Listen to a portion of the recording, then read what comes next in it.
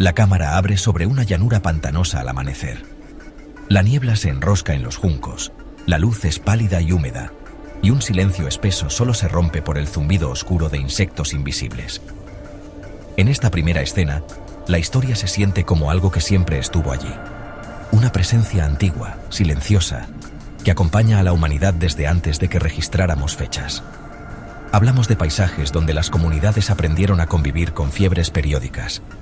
No conocían al parásito ni al mosquito, solo las noches de sudor y delirio, y tejían mitos para nombrar al enemigo, malos aires, castigos divinos, la fortuna envenenada de los humedales. Huella tras huella, la paleopatología y la arqueología han encontrado señales tempranas, restos humanos con trazas de lo que hoy asociamos al paludismo que datan de hace miles de años. Relatos que atraviesan los canales históricos de Egipto, de Roma y de las primeras rutas comerciales. El faraón cuyo lecho quedó frío. Campamentos militares diezmados por fiebres durante asedios. Regiones enteras que vieron a sus poblaciones empobrecidas por epidemias repetidas. Esta es la primera lección. La enfermedad transmitida por vectores no aparece de golpe en la historia. Es una sombra extendida en geografías concretas. Marismas, riberas y selvas, donde la vida humana y la vida insectil se rozan con violencia. ¿Recuerdas las noches en que la gente no podía levantarse?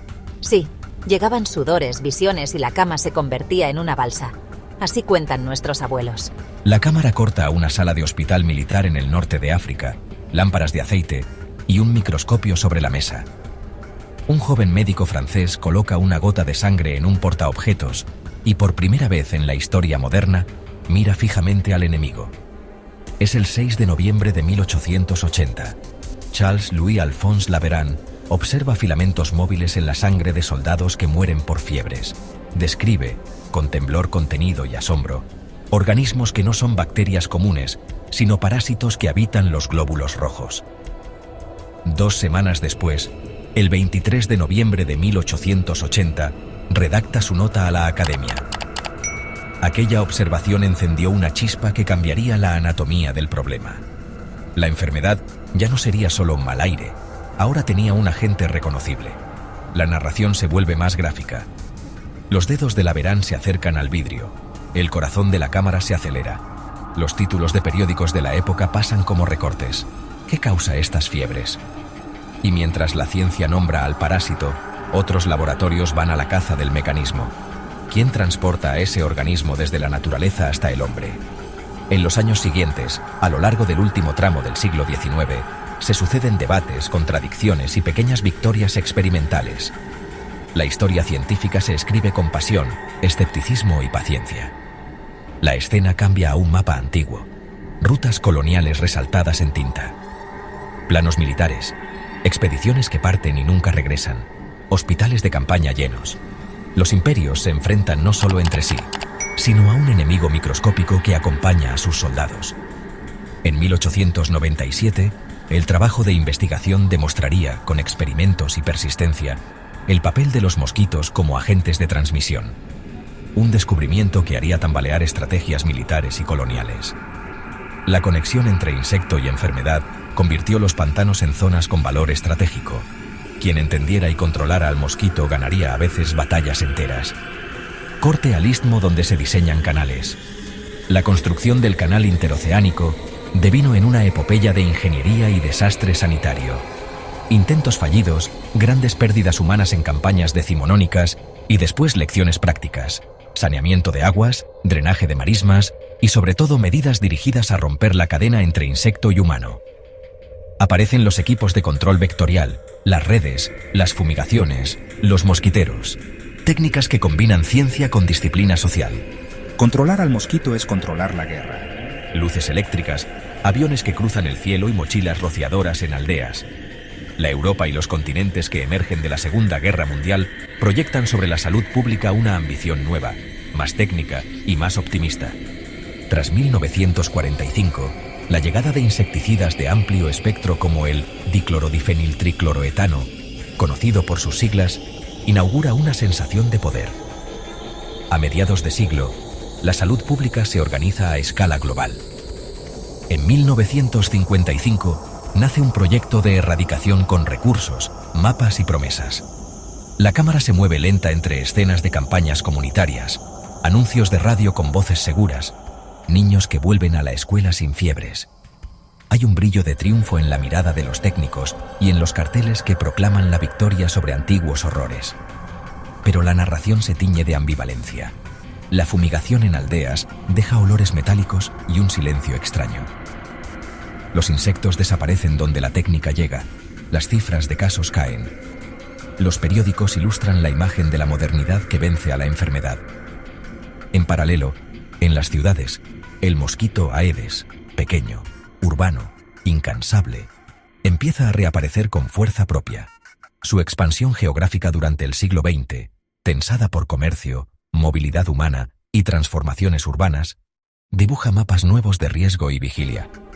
Un boceto en pantalla muestra cómo las manadas de mosquitos vuelven a reclamar territorios humanos, ahora en diferentes formas y con nuevos compañeros de viaje. Cierre de escena. Susurro del narrador. La modernidad creyó tenerlo todo bajo control. Las cifras bajaban, los titulares celebraban. Pero los enemigos aprenden. La cámara se eleva sobre una ciudad bañada por la tarde. Los edificios proyectan sombras largas, el tráfico suena como un latido mecánico.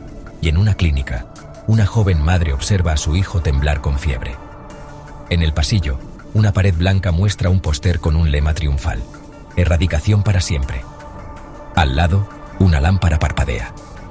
Mientras en la pantalla aparecen titulares de época, victorias y promesas, el narrador lanza la sentencia que será el puente hacia el siguiente episodio.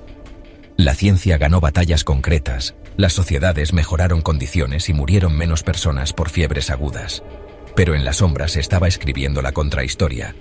Insectos que desarrollan mecanismos de supervivencia, parásitos que encuentran rutas de evasión, estructuras sociales que abren nuevas ventanas para la transmisión. La cámara enfoca un mosquito, agrandado hasta ocupar la pantalla. Su ojo compone la amenaza y en su reflejo se dibuja el skyline de la ciudad. Hay un latido, hay un desafío. La era de la confianza había acabado. Si creíamos que un químico o un plano bastarían, estábamos equivocados. Lo que sucede cuando el enemigo aprende a volverse invisible otra vez. Cuando la biología y la historia se conjuran para devolvernos lo que creíamos vencido. Será contado en la próxima página. Pero ahora, en este instante preciso, una pregunta corta y punzante queda flotando en el aire. ¿Qué sucede cuando el mundo que arreglamos con cartografías y fumigaciones se vuelve a abrir a la invasión de viejos y nuevos vectores? La cámara abre sobre un laboratorio en penumbra, finales de los años 60. Una lámpara ilumina placas con larvas de mosquito que, contra todo pronóstico, siguen vivas a pesar de la exposición repetida a químicos. Los científicos se miran en silencio. En sus cuadernos aparecen las primeras notas sobre la resistencia al insecticida.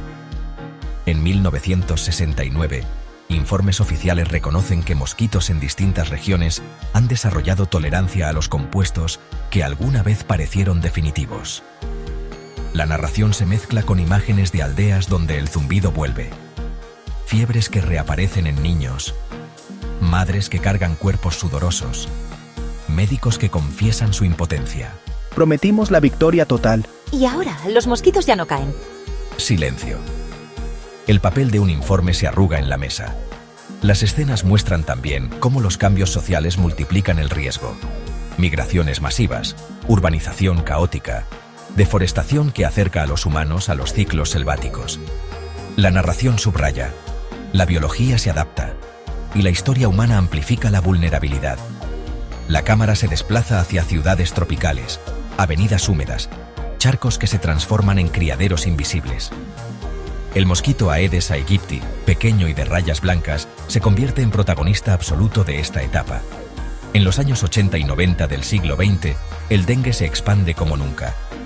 Millones de casos anuales en América Latina y Asia y una palabra que se repite en hospitales: epidemia. A finales de los 90 surge también la alarma por dengue hemorrágico. La cámara enfoca salas de urgencias saturadas, médicos con batas empapadas de sudor, familias expectantes. Después, el siglo XXI golpea con giros inesperados. En 2005, chikungunya cruza océanos. En 2015, el virus Zika se convierte en sinónimo de incertidumbre global. Imágenes de mujeres embarazadas en Brasil, miedo colectivo a la microcefalia y titulares internacionales que marcan el inicio de una nueva era de preocupación sanitaria. El narrador susurra. El enemigo cambió de rostro. Ya no era solo la malaria, ahora el miedo tenía varios nombres y todos ellos volaban en el mismo zumbido. Pantallas de computadora iluminan rostros jóvenes en un centro de investigación del siglo XXI. Científicos analizan secuencias de ADN, dibujan modelos digitales de mosquitos y proponen soluciones que antes parecían ciencia ficción. En 2019, la primera vacuna contra el dengue recibe aprobación en algunos países, aunque con limitaciones. Paralelamente, proyectos como Wolbachia, bacterias que infectan mosquitos y reducen su capacidad de transmitir virus, comienzan a desplegarse en barrios enteros de ciudades. Y más allá, la edición genética, con tecnologías como CRISPR, abre la posibilidad de modificar a los mosquitos para que sean incapaces de transmitir enfermedades. Escena visual. Drones liberando mosquitos modificados sobre una ciudad, niños que juegan bajo mosquiteros tratados, investigadores que celebran pequeños triunfos. Sin embargo, la narración recuerda que la historia no es lineal. Cada logro trae consigo dilemas éticos, dudas sobre efectos a largo plazo y la eterna pregunta sobre qué significa intervenir de manera tan profunda en la naturaleza. La cámara se eleva sobre un mapamundi digital. Conforme la temperatura global aumenta, nuevos colores se encienden en regiones antes libres de mosquitos. Europa meridional, zonas de Norteamérica, altiplanos andinos. El narrador explica con gravedad. El cambio climático, el comercio global y la urbanización están ampliando los territorios donde los vectores pueden vivir. Escenas impactantes. Un mosquito Aedes detectado en el sur de Francia en 2012. Brotes autóctonos de chikungunya en Italia. Mosquitos que ascienden en altura por los Andes. La frontera entre zonas seguras y zonas de riesgo se difumina. La humanidad entera entra en un nuevo tablero donde la geografía ya no ofrece protección automática. Cámara lenta. Un niño mira a través de un mosquitero en un hospital tropical. Su mirada mezcla cansancio y curiosidad. Al mismo tiempo, en un laboratorio futurista, un científico observa una caja donde zumban mosquitos alterados genéticamente. La imagen se funde. Niño y laboratorio, vulnerabilidad y esperanza. El narrador concluye con un tono que vibra entre advertencia y desafío. La prevención frente a enfermedades transmitidas por vectores como malaria, dengue, chikungunya, zika o leishmaniasis comienza en el entorno más cercano. Eliminar aguas estancadas en patios, llantas, floreros o recipientes evita criaderos de mosquitos. Usar mosquiteros tratados con insecticida y repelentes cutáneos reduce la exposición en horas de mayor actividad, especialmente al amanecer y al atardecer. La ropa de manga larga y colores claros también protege. En comunidades rurales, el control de garrapatas y chinches, junto con la mejora de viviendas, paredes sólidas, techos protegidos, uso de mallas en ventanas, disminuye el contacto con vectores. La fumigación dirigida en brotes es una medida de apoyo, pero nunca sustituye la acción comunitaria sostenida. Finalmente, acudir de inmediato a los servicios de salud ante fiebre, dolor intenso o erupciones permite diagnóstico temprano y tratamiento oportuno. Prevenir es un esfuerzo compartido. La salud depende tanto de la ciencia como de la participación activa de cada familia.